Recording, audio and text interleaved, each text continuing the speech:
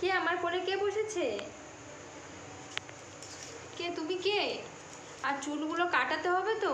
না হ্যাঁ, না চুলগুলো পুরো পাগলের মতো হয়ে গেছে, বড় বড় হয়ে গেছে, কাটাতে হবে তো?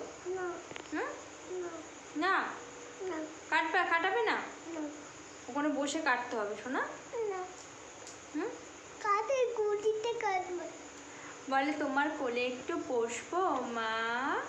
কি সুন্দর করে সুর দিয়ে বলছে। সত্যি কথা বলতে কি, যে এই যে সন্তানরা, মানে সন্তানের যে মানে প্রকৃত ভালোবাসা, যেটা মা হওয়ার পর মানে বোঝা গেছে, মানে মা না হলে কেউ বুঝতে পারবে না। তো যাই হোক, তো আমার এই বাবাটা আমার কানের কাছে এসে বলছে আমাকে যে তোমার কোলে একটু বসবো মা।